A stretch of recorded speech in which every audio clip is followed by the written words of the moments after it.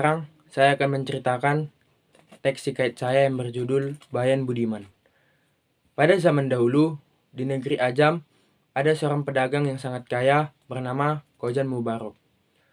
Walaupun hartanya berlimpah, ia tidak mempunyai anak. Namun, setelah lama berdoa kepada Tuhan, akhirnya istrinya melahirkan seorang anak laki-laki yang diberi nama Kojan Maimun. Ketika Kojan Maimun berusia 5 tahun, ayahnya mengirimnya kepada banyak guru. Ia tumbuh menjadi anak yang cerdas dan baik budi. Saat umurnya mencapai 15 tahun, ia dinikahkan dengan anak pedagang kaya lainnya yang cantik jelita bernama Bibi Zainab. Beberapa waktu setelah menikah, Kojan Maimun membeli seekor burung bayan jantan dan tak lama juga ia membeli seekor burung tiung betina. Kedua burung itu ia pelihara di rumah dan diletakkan dalam sangkar yang berdekatan. Pada suatu hari, Kojan Maimun ingin berdagang ke laut. Namun, sebelum pergi, ia berpesan kepada istrinya, "Jika ada urusan yang penting, bermusyawarahlah dengan kedua burung itu. Berhati-hatilah terhadap fitnah, karena fitnah itu lebih tajam daripada senjata." Setelah suaminya pergi, tak selang beberapa lama, seorang anak raja negeri Ajam lewat di depan rumah dan melihat kecantikan dari Bibi Zainab. Mereka mulai berhubungan yang dibantu oleh seorang perempuan tua. Pada suatu malam, ketika Bibi Zainab hendak menemui anak raja itu, ia berpamitan kepada burung tiung.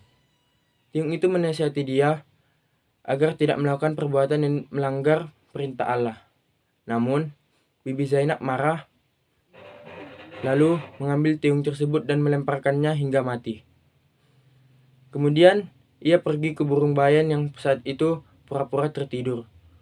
Bayan pun terbangun dan mendengar keinginan majikannya untuk pergi menemui anak raja. Burung bayan tahu, jika ia menasihati seperti burung tiung, ia juga akan dibunuh. Karena itu, burung bayan menjawab, "Wahai Siti yang berwajah elok, pergilah jika itu keinginanmu. Jika perbuatanmu salah, biarlah aku yang menanggungnya. Sesungguhnya, manusia di dunia mengejar martabat, kesabaran, dan kekayaan. Sebelum pergi, dengarkanlah sebuah kisah agar perjalananmu lebih menyenangkan." Bibi Zainab pun tertarik dan meminta burung bayan bercerita. Bayan lalu mulai menceritakan sebuah kisah dengan tujuan mengulur waktu agar Bibi Zainab tidak jadi menemui anak raja. Setiap malam, saat Bibi Zainab hendak pergi, Bayan selalu memberikan cerita baru.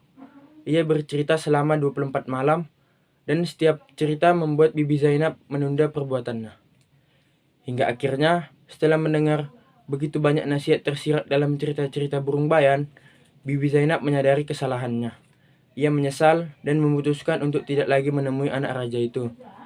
Ia pun setia menunggu kepulangan suaminya, yaitu Kojan Maimun dari perjalanan. Sekian teks hikayat dari saya. Terima kasih.